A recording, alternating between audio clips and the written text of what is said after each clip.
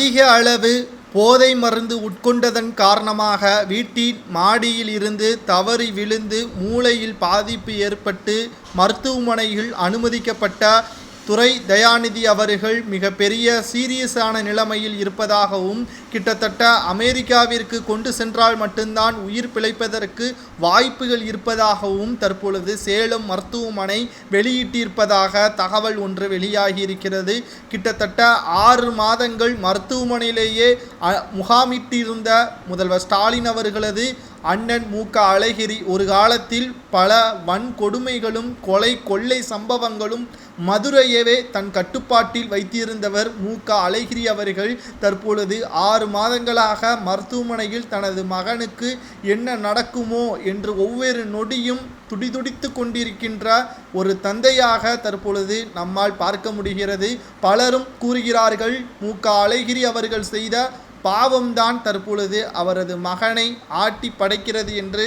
ஆனால் நிச்சயமாக நாம் கூறலாம், இதற்கு அனைத்திற்குமே போதைதான் காரணம்.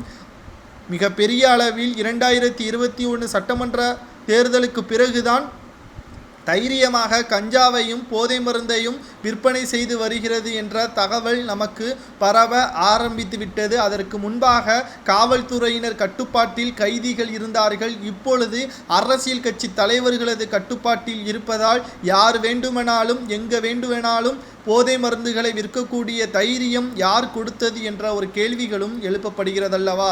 அதாவது தேவைக்கு அதிகமாக போதை மருந்துகளை உட்கொண்டதன் காரணமாக நிலை தடுமாறி கீழே விழுந்து தற்பொழுது உயிருக்கே ஆபத்தான நிலைமையும் ஏற்பட்டிருக்கிறது. முழுக்க போதைதான் இதற்கு காரணம். மருத்துவர்கள் கூறிவிட்டார்கள், அதிக அளவு போதை உட்கொண்டதன் காரணமாக மூளை செயலிழப்பு தாமதமாக, அதாவது உடலில் உயிர் மட்டும்தான் இருக்கிறது, சுயநிலவு இல்லை என்று தெரிவித்திருந்தார்கள். மீண்டும் பழைய நிலைமைக்கு கொண்டு வருவதற்கான முயற்சிகளில் ஈடுபட்ட பொழுது மருத்துவர்கள் தற்பொழுது கைவிரிக்கக்கூடிய நிலைமையும் ஏற்பட்டுவிட்டது.